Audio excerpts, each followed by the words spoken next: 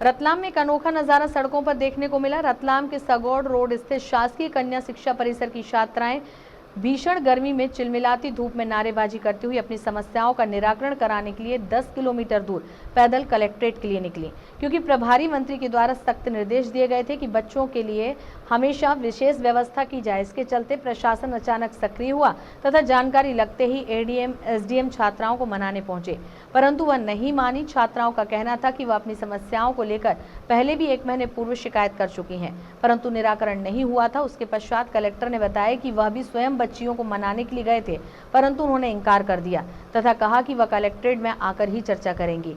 इस दौरान बच्चियां सड़क पर पैदल चलती रहीं, नारेबाजी करती रहीं और अधिकारी एसी गाड़ी में बैठकर उनके पीछे पीछे चलते रहे। कलेक्ट्रेट पहुंची छात्राएं धरना देकर बैठ गईं।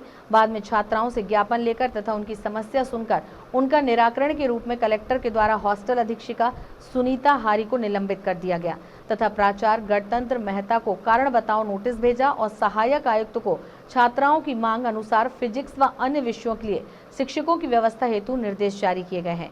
इसके पश्चात बच्चियों को कलेक्ट्रेट परिसर में स्थित रेस्टोरेंट में स्वल्पाहार कराकर वाहन के द्वारा वापस भेजा गया।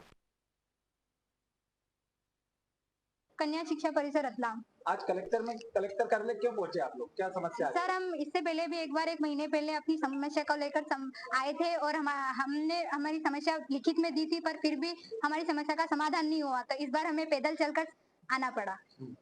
क्या समस्या थी आपकी? हमारी सर पहले तो पढ़ाई को लेकर थी, क्योंकि हमारे यहाँ फिजिक्स के टीचर मतलब सही नहीं पढ़ा रहे थे और हमने स्कूल वालों को 4-5 बार बोला, उसके बाद भी हमारा समाधान नहीं किया गया इसलिए। और दूसरी समस्या ये थी कि हमारे विद्यालय के प्राचार्य हमारी नहीं सुनते थे, किसी भी समस्या का समाधान नहीं करते थे।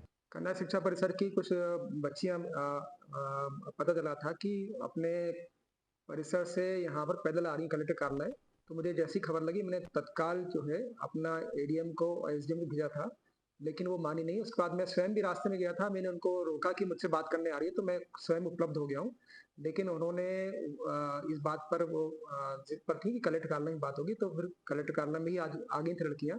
उससे बात ही उनकी कुछ शैक्षणिक समस्या है कि उनके यहाँ जो टीचर्स हैं उससे उनको उनके जो पढ़ाने के तरीके हैं उसके संबंध में उनको थोड़ा-सा है कि उनका पढ़ाने का तरीका ज़्यादा अच्छा होना चाहिए, और अधीक्षिका के व्यवहार के प्रति भी उन्होंने शिकायत करी है, तो उस पर हमने बात करी है और हम उस पे कार्रवाई कर रहे हैं। जो अधीक्षिका है उनको तत्काल प्रभाव से हम निलंबित कर रहे हैं।